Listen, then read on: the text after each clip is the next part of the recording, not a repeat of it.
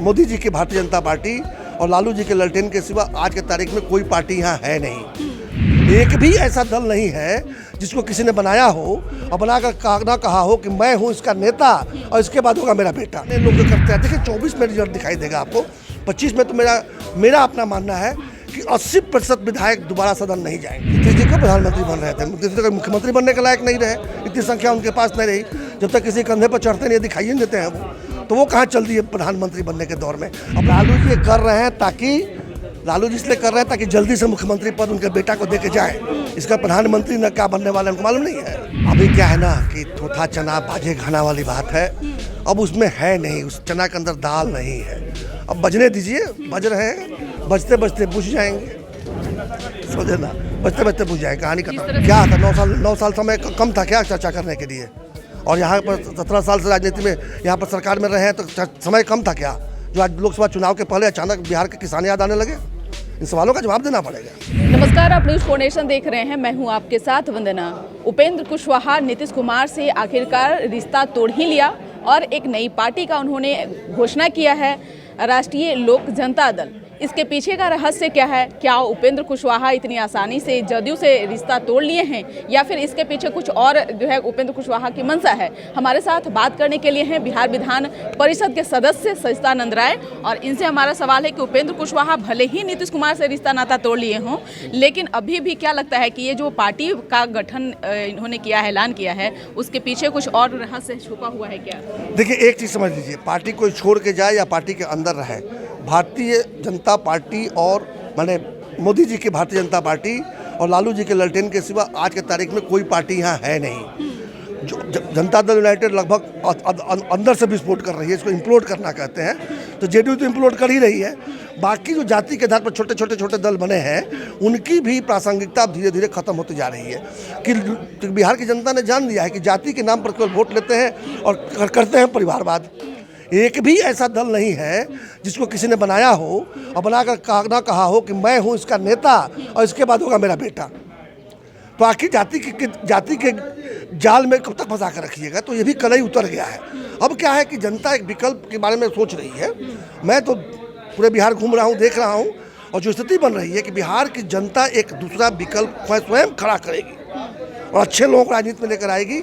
और जितने पुराने लोग जो करते हैं, देखिए 24 में रिजल्ट दिखाई देगा आपको, 25 में तो मेरा अपना मानना है कि 80% विधायक दोबारा सदन नहीं जाएंगे। इतना बड़ा बदलाव आने वाला है, भविष्यवाणी है, एकदम भविष्यवाणी है। 80% विधायक दोबारा सदन नहीं जाएंगे। तो तैयारी तो दमखम के साथ चल रही है ना, 24 और 25 की, फिर आप कैसे दावा कर रहे हैं? तो करने दीजिए ना, तैयारी कौन नहीं करता है? कौन ऐसा है जो राजनीति में है और चुनाव की तैयारी नहीं करता? गठबंधन ने तो पहले ही भविष्यवाणी कर रहा है कि इस बार जीरो पर आउट कर देना है बीजेपी को, और आप कह रहे हैं कि सब जगह नहीं। देखिए, जीरो पर आउट तो कोई नहीं होगा, मैं नहीं मानता, लेकिन 24 की लड़ाई जो होगी तो दूसरे किस्म की होगी। किसको लाभ मिलेगा, किसको नहीं मिलेगा, ये आने दीजिए, अभी किताब खुलने दीजिए। लेकिन 25 की बात मैं कहता हूँ कि 25 में 80% विधायक वापस सदन में नहीं जाएंगे। एक सवाल यह भी है कि उपेंद्र कुशवाहा नीतीश कुमार से अलग हो गए हैं, क्या प्रधानमंत्री बन पाएंगे नीतीश जी? नीतीश जी को प्रधानमंत्री बन रहे थे, नीतीश जी मुख्यमंत्री बनने के लायक नहीं रहे, इतनी संख्या उनके पास नहीं रही। जब तक किसी कंधे पर चढ़ते नहीं, दिखाई नहीं देते हैं वो, तो वो कहाँ चल दिए प्रधानमंत्री बनने के दौर में? अपने से 2 सीट जीत पाए थे, खूब लड़े थे, 14 में 2 सीट जीत पाए थे। तो 2 सीट जीतने वाली पार्टी का प्रधानमंत्री होता है। लालू यादव का आशीर्वाद है ना, लालू प्रसाद यादव कहीं ना कहीं उन्हें आशीर्वाद उसके लिए नहीं दे रहे हैं। लालू जी कर रहे हैं लालू जी इसलिए कर रहे हैं ताकि जल्दी से मुख्यमंत्री पद उनके बेटा को दे के जाए। इसका प्रधानमंत्री न क्या बनने वाला है उनको मालूम नहीं है। लालू जी इतना थोड़ी है, लालू जी राजनीति बहुत बढ़िया समझते हैं। लालू जी तो उड़ते हुए चिड़िया को हल्दी लगाने वाले लोगों में से हैं, तो समझते नहीं है क्या वो?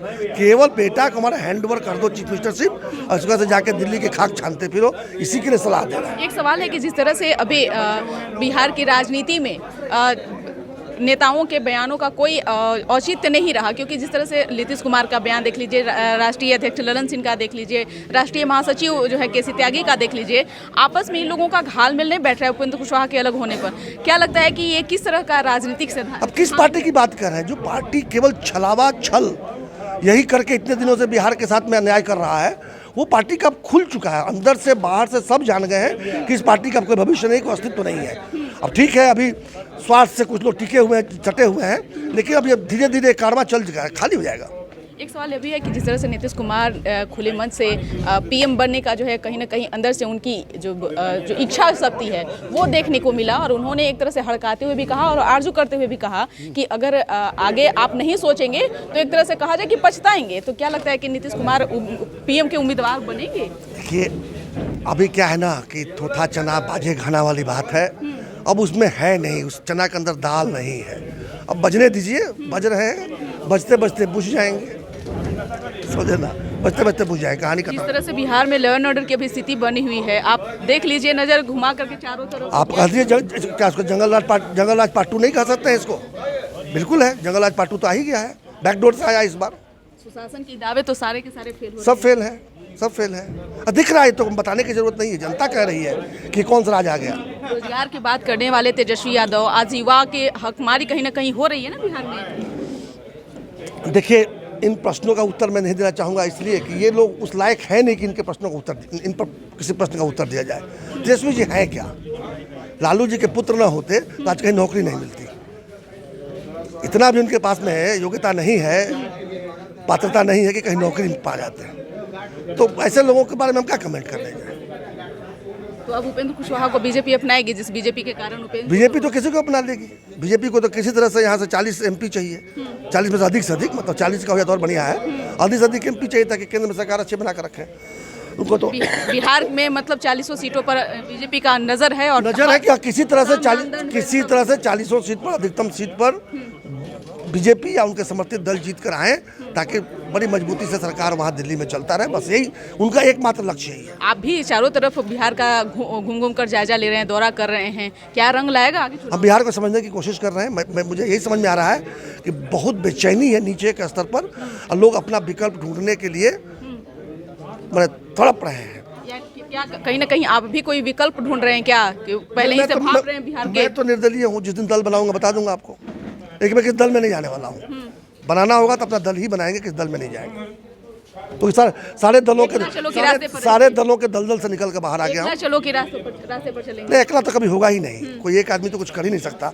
हम तो देख रहे हैं कि एक ऐसी क्रांति आए कि हर घर से एक निकले, हर घर से एक निर्दल निकले, कहे कि हम अपना दल बनाएंगे। ऐसा चाहिए हमें। 1200 परिवारों ने आज तक बिहार पर राज किया है। आप देख लीजिए, अक्सर 1200 परिवार के आपको विधायक और सांसद मिलेंगे। 15 करोड़ की आबादी में क्या यही होना चाहिए था? विषय बहुत गंभीर है, लोग इस पर बात कर रहे हैं, बात करना शुरू कर दिए हैं। स्थिति बदलेगी, परिस्थितियाँ बदलेंगी। जिस तरह से बिहार में भी फॉरवर्ड और बैकवर्ड की राजनीति होना शुरू हो गया है, Tejashwi Yadav A to Z की बात कर रहे हैं, वहीं देख लीजिए अमित शाह। काट की हांडी बार बार नहीं चढ़ेगी। ये 1990 नहीं है जो कास्ट के नाम पर आप वोट ले लीजिएगा और फॉरवर्ड बैकवर्ड के नाम पर वोट ले लीजिएगा। आज फॉरवर्ड बैकवर्ड सब एक, पता ही नहीं चलता कौन फॉरवर्ड है कौन बैकवर्ड है।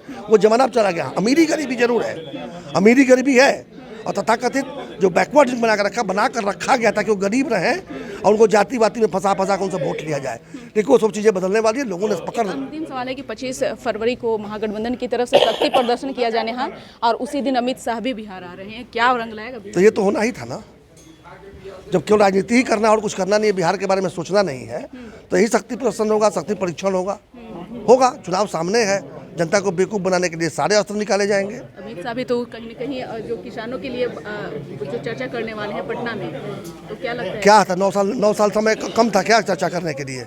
और यहाँ पर 17 साल से राजनीति में, यहाँ पर सरकार में रहे हैं, तो समय कम था क्या जो आज लोकसभा चुनाव के पहले अचानक बिहार के किसान याद आने लगे? इन सवालों का जवाब देना पड़ेगा। आप लोग सवाल पूछिएगा उनसे, कब तक सो रहे थे क्या? अचानक बिहार के किसान दिखाई देने लगे। महागठबंधन का फिर अब बिहार के किसान किसी और को परख रहे हैं, आने दीजिए, समय पता चल जाएगा। सातों का जो एकता प्रदर्शन जो है वो क्या है? ठीक है, अब कोई सत्ता में है तो निश्चित रूप से प्रदर्शन तो करेगा ना भाई। ऐसा थोड़ी है कि कुछ खाली थोड़ी रहता है, कुछ भी खाली नहीं रहता है। आज सत्ता में कोई ना कोई तो है ना, तो जो है अपना दिखाएगा।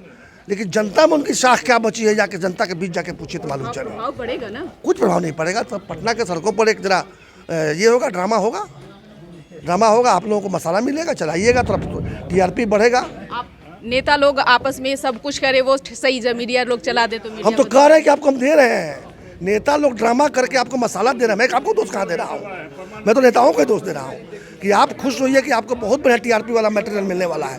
पूरा इंडिया भर के लोग देखेंगे कि बिहार में जी आप कब TRP बढ़ा रहे हैं बिहार में। देखिए, हम TRP बढ़ाने के लिए बिहार में नहीं आए हैं। आपने अगर मुझे मेरे बारे में कुछ समझा है तो ये जानिएगा कि राजनीति में अगर हूँ तो बिहारियों के जीवन में कोई बदलाव नहीं ला पाया तो लानत है कि राजनीति में रहने का। मैं राजनीति के पैसे से अपना घर नहीं चलाता। आपको पता होगा तनख्वाह तो तनख्वाह है। मैं राजनीति के किसी भी तरह का पैसा अपने घर में नहीं घुसने देता हूँ, किसी प्रकार का पैसा घर में नहीं घुस देता हूँ। बल्कि हर महीने कुछ पैसे मेरे जेब से खर्च होते हैं।